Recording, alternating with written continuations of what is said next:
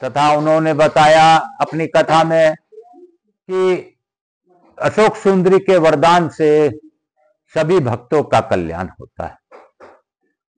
तो इस तरह की बातें मैं YouTube चैनल के माध्यम से देखकर और जो भी समझ पाता हूं समझता हूं, और बाबा सभी पर अपनी अखंड कृपा बनाए रखें। हे बाबा, मैं आपके साथ आपके नियोजन के लिए और आपके विश्वास के साथ मेरा जो भी कार्य है वह आप करें। आप जाने, आपका काम जाने, आप जाने, आपका परिवार जाने। काल हर दुख हर दारी धरा कष्ट हर हर महादेव। हम लोगों ने कल अभूतपूर्व कथा पढ़ी थी। कल हम लोगों ने पढ़ा था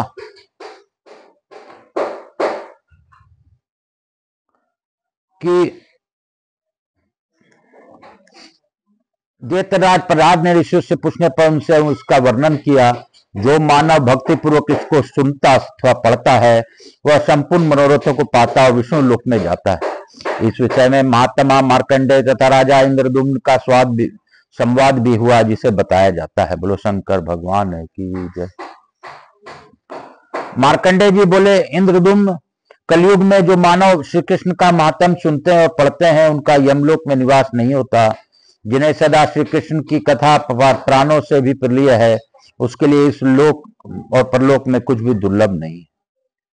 कलयुग में यदि चंडाल भी द्वारकापुरी में निवास करता है तो वह यतियों की गति पाता है। जो द्वारकापुरी की यात्रा करता है उसे मार्ग में प्रतिदिन कुरुक्षेत्र सेवन का फल प्राप्त होता है।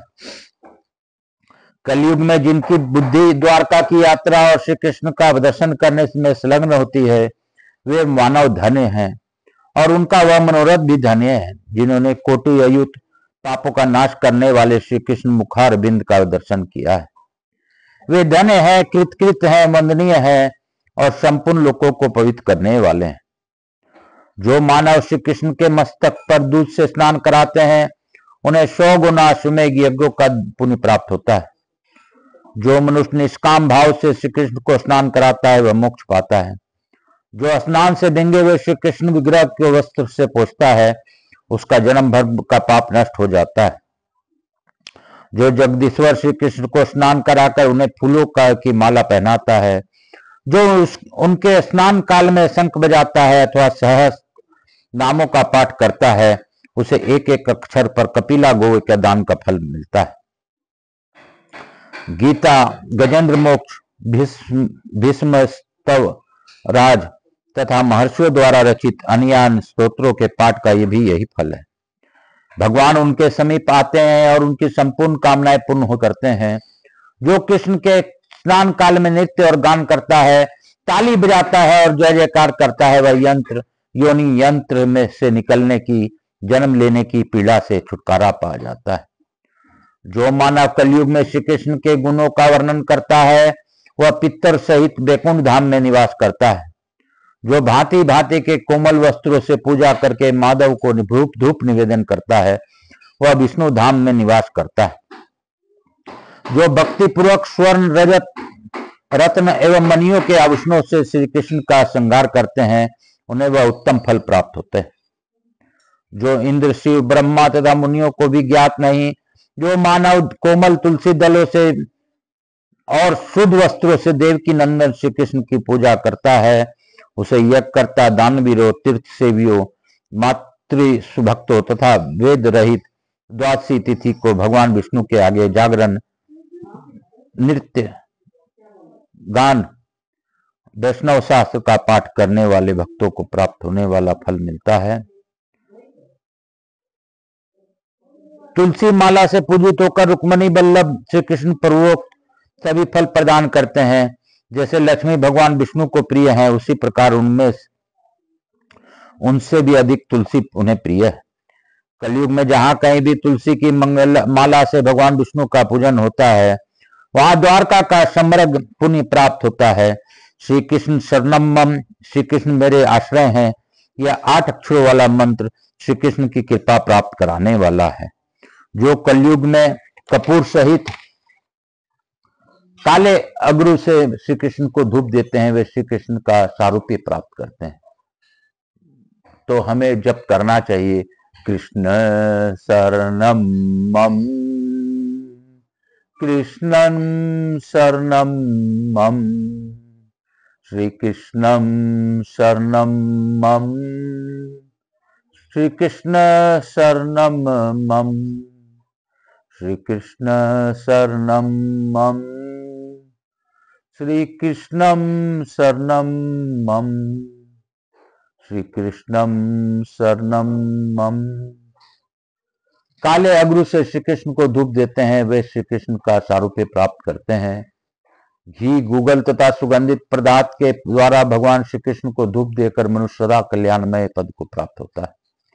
जो श्री कृष्ण को उग्र धूप देता है वह सब पातकों का त्याग करके अत्यंत सुंदर रूप पाता है। जो श्री कृष्ण मंदिर के द्वारा मान्यता है कि निस्वार्थ भाव से किया गया कोई भी शुभ कार्य, विशेषकर भगवान की सेवा में, व्यक्ति को मानवता के कल्याण और आध्यात्मिक उन्नति की ओर ले जाता है। ये सिर्फ दूध देने का कार्य नहीं है, बल्कि उस कार्य के पीछे की श्रद्धा और भावना महत्वपूर्ण है। क्या आप इस विषय पर या भगवान कृष्ण से जुड़ी किसी और बात पर अधिक जानकारी चाहते हैं? श्री कृष्णं शरणं मम। श्री कृष्ण को धूप देकर मनुष्य सदा कल्याणमय पद को प्राप्त होता है। जो श्री कृष्ण को गुरु धूप देता है वह सब पातकों का त्याग करके अत्यंत सुंदर रूप पाता है। जो कृष्ण मंदिर के द्वार पर प्रतिदिन दीपमाला जगाता है वह सातों दीपों से युक्त पृथ्वी का सम्राट होता है।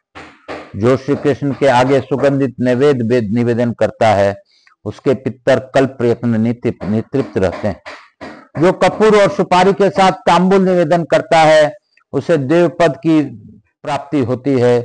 जो भगवान श्री कृष्ण के आगे जल से भरा हुआ कलश और कमंडलू निवेदन करता है उसके पितर एवं कल्प तक जल पीने की इच्छा नहीं रखते। जो भगवान श्री कृष्ण को मनोहर फल भेंट करता है उसके उत्तम मनोरथ कल्प प्रयत्न सफल होते रहते हैं। जो देव श्री कृष्ण को परिक्रमा करता है उसके कुल में किसी को यमलोक का दंड नहीं भोगना पड़ता। जो कृष्ण के मंदिर में सुंदर पुष्प मंडल बनाता है वह कोटि कोटि पुष्पक विमानों का दिव्यलोक में क्रीड़ा करता है। जो श्वेत च्वार की हवा देकर श्री कृष्ण को प्रसन्न करता है देवेश्वर श्री कृष्ण उसके मस्तक को अपने मुंह से चूमते हैं। जो कृष्ण के मंदिर को केले के खंभों से सुशोभित करता है उसका स्वागत देवराज स्वयं करते हैं। जो मनुष्य कृष्ण मंदिर को ध्वजा पताकाओं से सजाता है वह सदा सुरलोक में निवास करता है। जो कृष्ण मंदिर के ऊपर ध्वजारोपण करता है उसका ब्रह्मलोक में निवास होता है।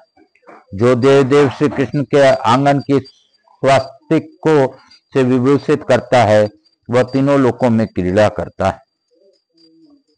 जो मानव शंख में जल लेकर भगवान श्री कृष्ण के ऊपर घुमाता है वह पूरे कल्प भर क्षीर सागर में भगवान विष्णु के समेत निवास करता है। जो विष्णु सहस्त्र नाम अथवा अन्य स्तोत्रों का पाठ करते हुए भगवान श्री कृष्ण की परिक्रमा करता है उसे पग पग पर सातों द्वीपों वाली पृथ्वी की परिक्रमा का पुण्य प्राप्त होता है।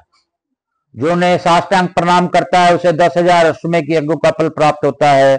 जो मीठे स्वर वाले उत्तम गीतों से भगवान श्री कृष्ण को संतुष्ट करता है उसे सामवेद के पाठ का फल प्राप्त होता है।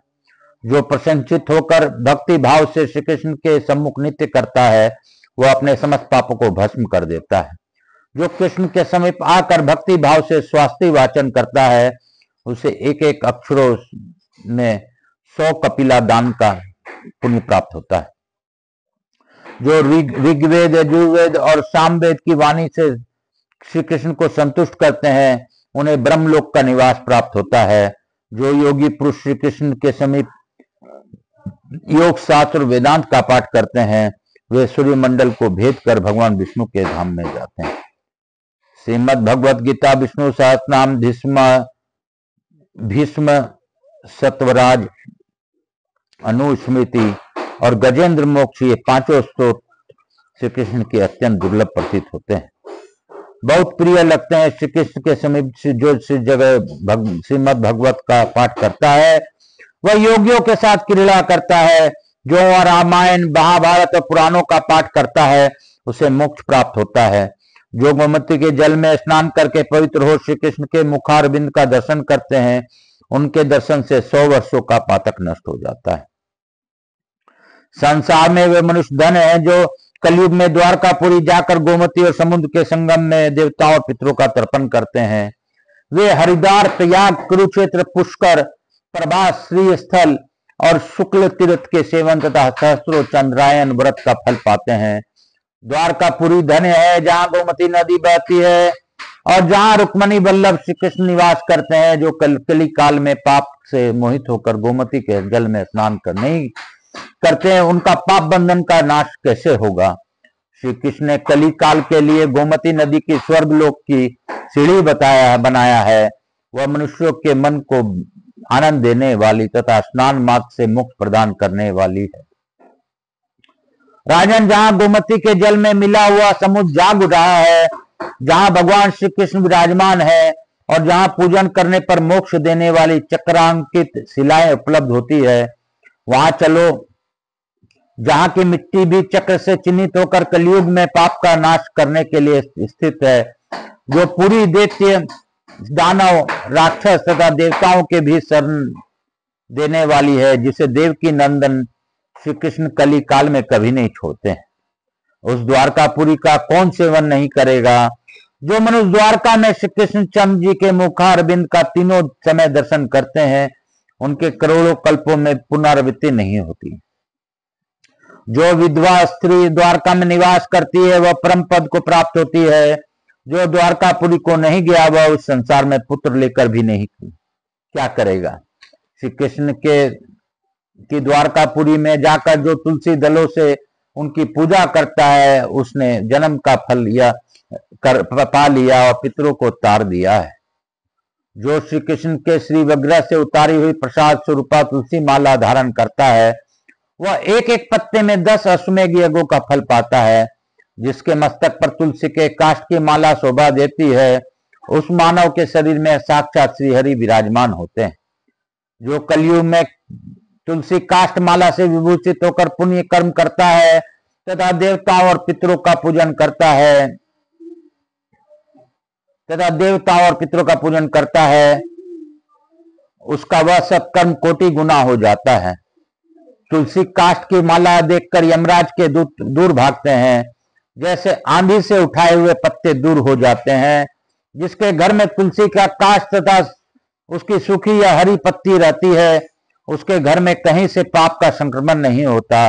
जो तुलसी माला से विभूषित होता है, उसके हृदय में भगवान श्री कृष्ण की प्रति अविचल भक्ति होती है तथा उसे इहलोक और परलोक में भय नहीं प्राप्त होता।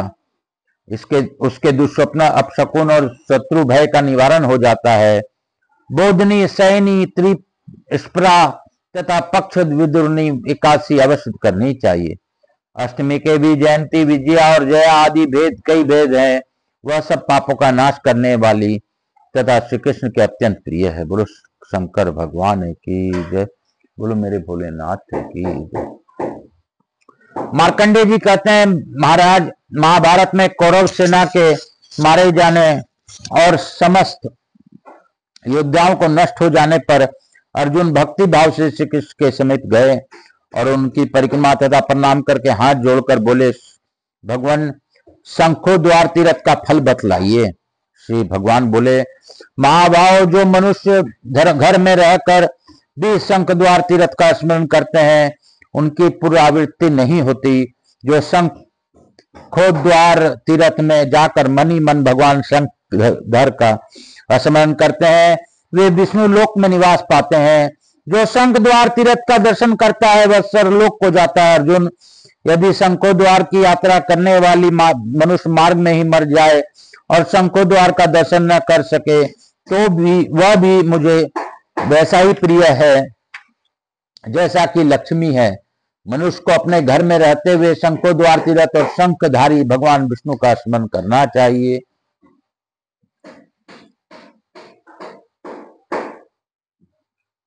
करोड़ों सूर्य ग्रहों के समस्त समय सरस्वती तीर्थ में जो फल होता है, वही आधे पल में शंखो द्वार तीर्थ के दर्शन से हो जाता है। जो मनुष्य शंखो द्वार तीर्थ में स्नान करके शंखधारी श्री हरि का दर्शन करता है, उसके पुण्य का कोई संख्या नहीं है। मनुष्य तभी तक संसार में तथा पाप पूर्ण नरक में भटकते हैं जब तक कली मल नाशक शंखोद्वार तीर्थ का दर्शन नहीं करते हैं। शंखोद्वार तीर्थ में स्नान करके मनुष्य फिर जन्म नहीं लेता। शंखोद्वार तीर्थ में के समान मोक्षदायक तीर्थ प्राय नहीं देखा जाता। 3.5 करोड़ तीर्थ कहे गए हैं। शंखोद्वार में उन सभी का तीर्थ का फल प्राप्त होता है जिसका मन श्री कृष्ण में नहीं लगता है, और जो शंखद्वार तीर्थ का दर्शन नहीं करता है उसके स्वर्गवासी पितर भी उस भयंकर शाप देते हैं। जो शंखोद्वार तीर्थ में रहकर अन्न दान करता है उसे रुक्मणी पति की प्रसन्नता से स्वयं ही मुक्ति प्राप्त कर ली। अन्न दान के समान दूसरा कोई दान न हुआ है न होगा, इसलिए प्रयत्न पूर्वक अन्न दान करना चाहिए। कुंती नंदन जो तुलसी दल से मेरा पूजा करता है इससे इंद्रदेव भी भयभीत होते हैं। जो किसी भी कारण से श्री कृष्ण का एकादशी व्रत कर लेते हैं वे धन्य हैं। मृत्यु के पश्चात उन्हें चतुर्भुज भगवान विष्णु प्राप्त होते हैं। द्वारका समुद्र के जल में सब ओर से दुर्जय है। इसके मध्य भाग में पापनाशक शंखदेव निवास करते हैं।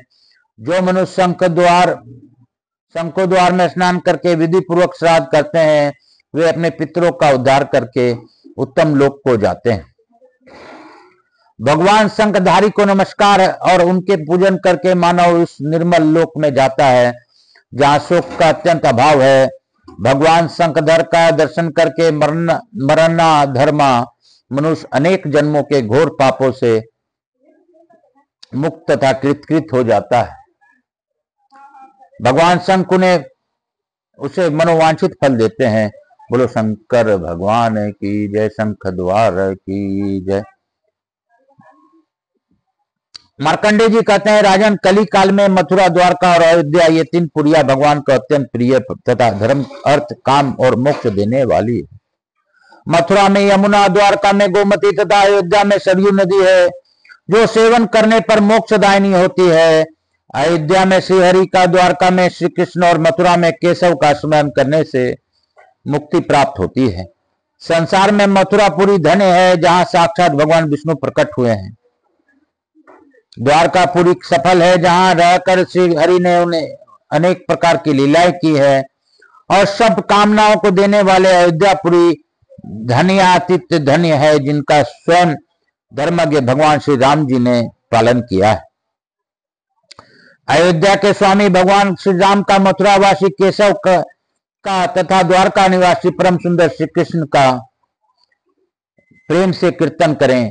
कीर्तन करने से, मथुरा स्मरण करने से द्वारकापुरी और यात्रा करने से अयोध्यापुरी पुण्यदायिनी होती है।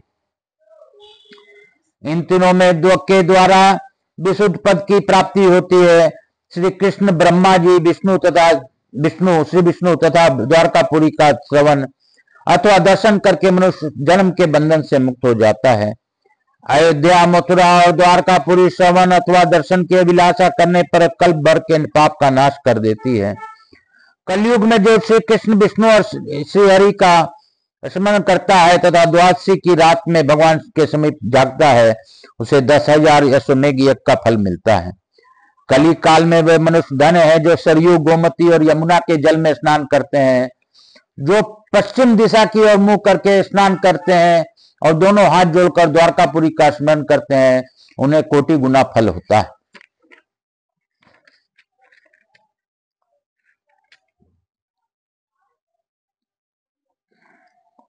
कलयुग में जो मानव द्वारकापुरी का चिंतन करते हैं वे 10,000 कपिला गौओं का दान का पुण्य पाते हैं। राजन, में मार्कंडेय 7 कल्प की बातों का स्मरण करने वाला हूँ। कलयुग में द्वारकापुरी के समान अथवा उससे बढ़कर दूसरा कोई पुरी नहीं है।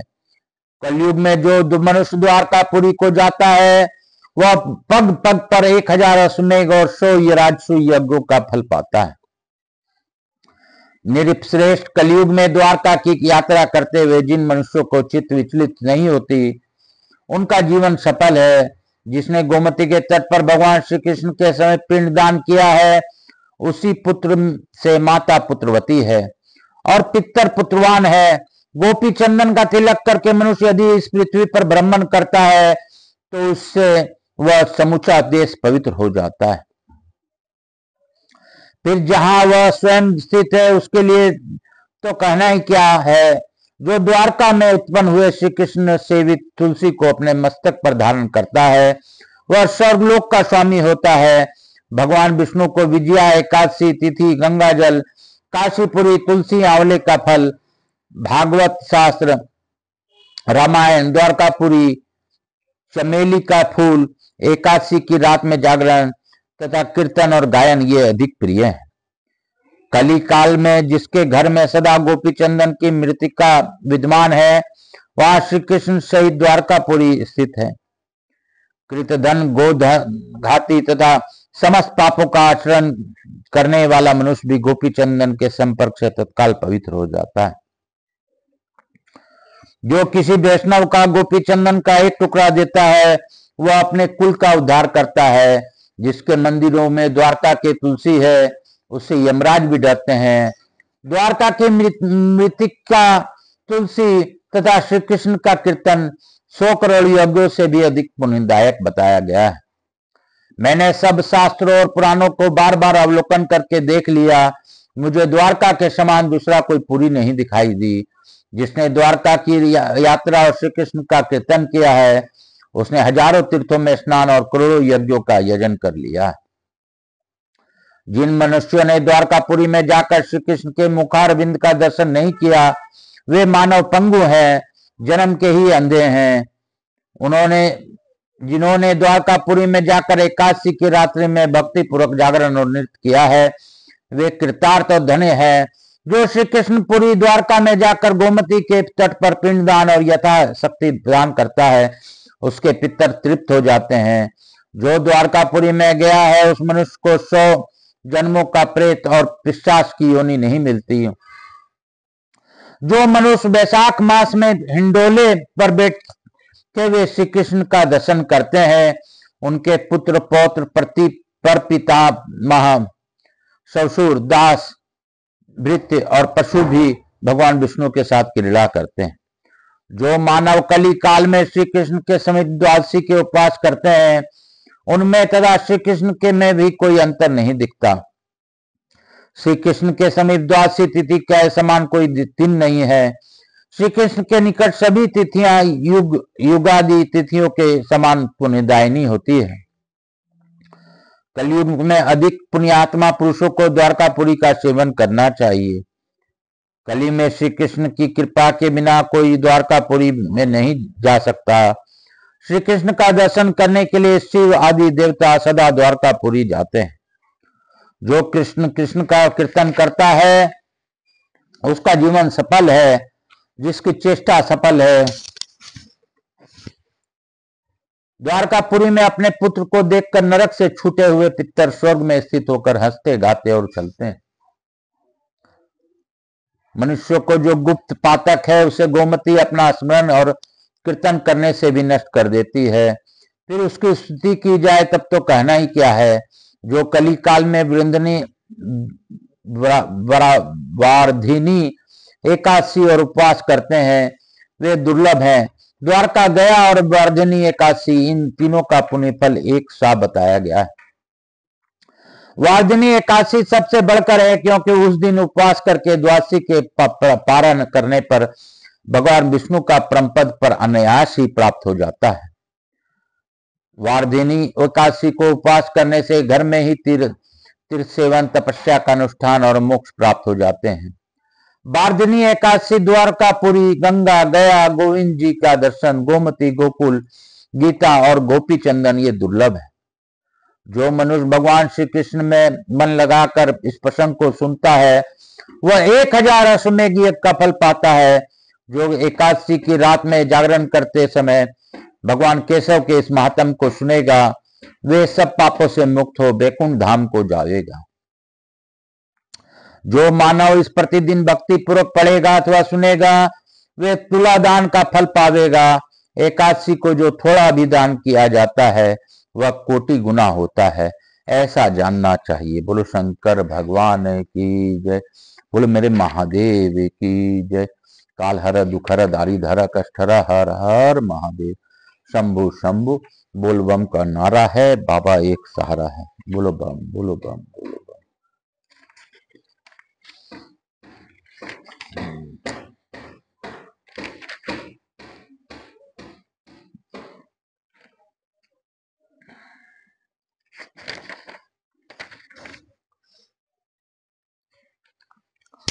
मार्कंडेय जी कहते हैं, जिन्होंने पिता के आज्ञा से समस्त राज को वस्त्र में लगे हुए तिनके के समान त्याग दिया और अनुपम धर्म का ही संबल देकर भयंकर वन को प्रस्थान किया, मुझे वनवास दे दिया गया। यह समाचार सुनकर बलवान होते हुए भी जिनके मन में क्रोध आदि विकार नहीं उत्पन्न हुए, वे विभीषण को पीड़ा दूर करने वाले श्री राम नाम से प्रसिद्ध भगवान विष्णु आप लोगों की रक्षा करें।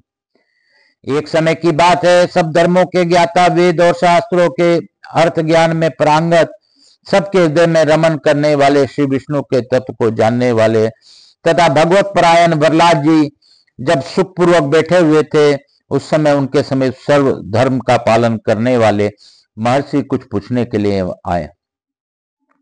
वे बोले, प्रहलाद जी, आप ऐसा कोई ऐसा साधन बताइए जिससे ज्ञान, ध्यान और इंद्रिय निग्रह से के बिना ही अनायास भगवान विष्णु का परम पद प्राप्त हो जाए। उनके ऐसा कहने पर संपूर्ण लोगों के हित के लिए उद्यत रहने वाले विष्णु भक्त महाभाग प्रहलाद जी ने संक्षेप से इस प्रकार कहा, महर्षियों, जो 18 पुराणों का सार से भी सार तत्व है, सारतर तत्व है, जिसे कार्तिकेय जी के पूछने पर भगवान शंकर ने उन्हें बताया था, उसका वर्णन करता हूं, सुनिए। महादेव जी कार्तिकेय से बोले, जो कली में एकादशी की रात में जागरण करते समय वैष्णव शास्त्र का पाठ करता है, उसके कोटि जन्मों के लिए हुए 4 प्रकार के पाप नष्ट हो जाते हैं। जो एकादशी के दिन वैष्णव शास्त्र का उपदेश करता है, उसे मेरा भक्त जानना चाहिए। जिसे एकादशी के जागरण में निंद्रा नहीं आती और जो उत्साह पूर्वक नाचता एवं गाता है, वह मेरा विशेष भक्त है। मैं उससे उत्तम ज्ञान देता हूं और भगवान विष्णु मोक्ष प्रदान करते हैं। अतः मेरा भक्त को विशेष रूप से जागरण करना चाहिए। जो भगवान विष्णु से बैर करते हैं, उन्हें पाखंडी जानना चाहिए। जो एकादशी को जागरण करते और जगाते हैं, उन्हें आधे निमेष में अग्निष्टोम तथा अतिरात्र यज्ञ के समान फल प्राप्त होता है।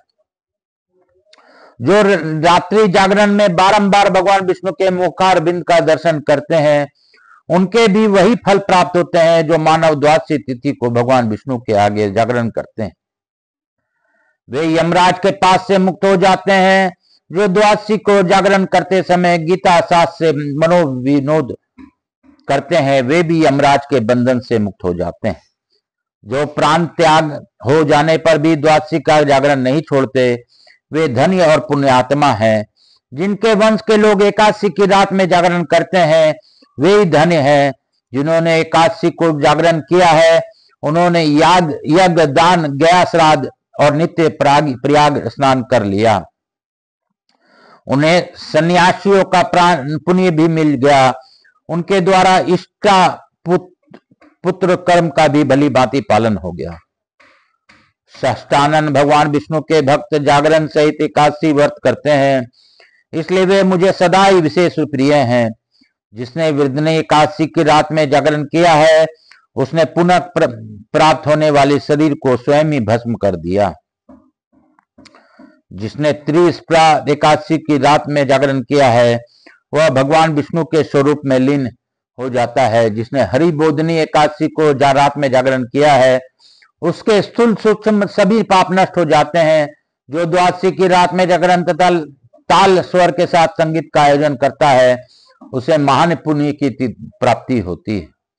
जो एकादशी के दिन ऋषियों द्वारा बनाए हुए दिव्य स्तोत्रों से ऋग्वेद, यजुर्वेद तथा सामदेव के वैष्णव मंत्रों से संस्कृत और प्राकृत के अन्य स्तोत्रों को तथा गीत वाद आदि के द्वारा भगवान विष्णु को संतुष्ट करता है, उसे भगवान विष्णु भी परमानंद प्रदान करते हैं। जो एकादशी की रात में भगवान विष्णु के आगे वैष्णव भक्तों के समीप गीता और विष्णु सहस्त्र नाम का पाठ करता है, वह उस परम धाम को जाता है जहां भगवान साक्षात भगवान नारायण विराजमान है। पुण्यमय भागवत तथा स्कंद पुराण भगवान विष्णु को प्रिय है। मथुरा और व्रज में भगवान विष्णु के बाल चरित्र का जो वर्णन किया गया है, उसे जो एकादशी की रात में भगवान केशव का पूजन करके पढ़ता है, उसका पुण्य कितना है यह मैं भी नहीं जानता। कदाचित भगवान विष्णु जानते हो। बेटा, भगवान के समीप गीत, नृत्य तथा स्तोत्र पाठ आदि से जो फल होता है, वही कली में श्री हरि के समीप जागरण करते समय विष्णु सहस्त्र नाम, गीता तथा श्रीमद् भागवत का पाठ करने से सहस्त्र गुना होकर मिलता है। जो श्री हरि के समीप जागरण करते समय रात में दीपक जलाता है, उसके पुण्य 100 कल्पों में भी नष्ट नहीं होता। जो जागरण काल में मंजीरी सहित तुलसी दल से भक्ति पूर्वक श्री हरि का पूजन करता है, उसका पुनः इस संसार में जन्म नहीं होता। स्नान, चंदन, लेप, धूप, दीप, नैवेद्य और तांबुल, यह सब जागरण काल में भगवान को समर्पित किया जाए तो उससे अक्षय पुण्य होता है।